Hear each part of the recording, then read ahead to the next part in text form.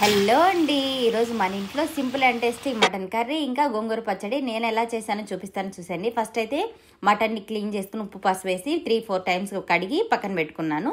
తర్వాత అయితే ఒక పెద్ద ఎర్రగడ్డ తీసుకొని ఆనియన్ని కట్ చేసుకుంటున్నాను. ఇందులో ఇంకా చెక్క, లవంగాలు, యాలక బుడ్డలు ఇవన్నీ వేయాలండి. బిర్యానీ ఆకు.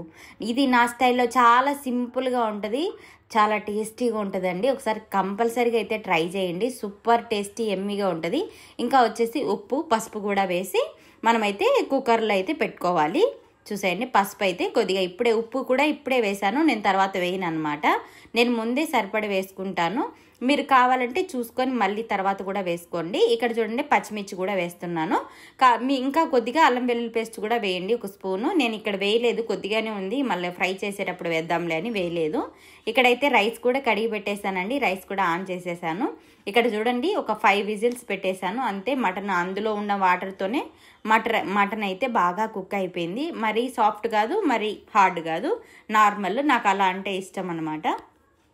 తర్వాత ప్యాన్ పెట్టుకొని ఆయిల్ వేసి అల్లం వెల్లుల్లి పేస్ట్ వేసి బాగా ఫ్రై చేసుకోవాలి, పచ్చివాసన పోయేంత వరకు. తర్వాత కారపొడి, సరిపడే కారపొడి కూడా వేసుకొని 2 స్పూన్లు వేసాను, అది కూడా బాగా ఫ్రై చేసుకొని ధనియాల పొడి కూడా వేసుకొని ఫ్రై చేసుకోవాలన్నమాట.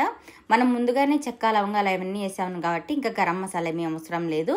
ముందుగా ఉడికించిన మటన్ కూడా వేసుకొని చూసేయండి ఎలా ఉందో. సూపర్ ఎమ్మీగా తయారైపోయింది మనకు మటన్ కర్రీ. లాస్ట్లో కొత్తిమీర అయితే వేసి సిమ్లో పెట్టేసి ఆఫ్ చేసేసాను అంతే. తర్వాత అయితే ప్యాన్ పెట్టేసి కొద్దిగా 1 టేబుల్ స్పూన్ ఆయిల్ వేసేసి గోంగూర, కడిగి పెట్టుకున్న గోంగూర కూడా వేసుకొని అందులో పచ్చిమిర్చి వేసి ఇంకా మనము ఈ ఉప్పు పసుపు కూడా వేసి మగ్గించుకోవాలన్నమాట గోంగూరని.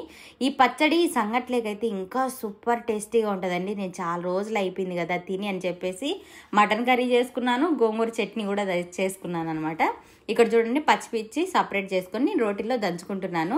రోటి పచ్చడి తినాలనిపించింది నాకు. అస్సలు రోటి పచ్చడి తిని ఎన్ని ఇయర్స్ అయిపోయిందో నాకైతే. ఇక్కడ చూడండి, పచ్చిమిర్చి దంచాను ఒక్క ముక్కగా. తర్వాత వెల్లుల్లి, తెల్లగడ్డ కూడా వేసి దంచుకున్నాను. తర్వాత సగం ఆనియన్, ఎర్రగడ్డ కూడా వేసుకొని, ఎంత కావాలంటే మీరు ఎక్కువ కావాలంటే ఎక్కువ వేసుకోవచ్చు. నేను కొద్దిగా చట్నీనే చేస్తున్నా కాబట్టి నేను ఒక హాఫ్ ఆనియన్ అయితే వేసాను. అది కూడా మంచిగా ఒక ముక్కగా దంచుకొని మిగతా గోంగూర కూడా వేసుకొని అంతా బాగా ఇలా అయితే దంచుకున్నానండి. అంతే, సింపుల్ అండ్ టేస్టీ గోంగూర పచ్చడి కూడా రెడీ అయిపోయింది. చాలా సూపర్గా ఉన్నింది. 2 చాలా బాగా టేస్టీగా కుదిరేయండి. మీకు చెప్తుంటే నాకు నోట్లో నీళ్ళు వస్తున్నాయి. తర్వాత అయితే నేను మా ఆయన ఇలా అయితే భోజనం పెట్టుకొని తినేసాము. థ్యాంక్ యూ ఫర్ వాచింగ్ అండి. Please support our channel. Bye.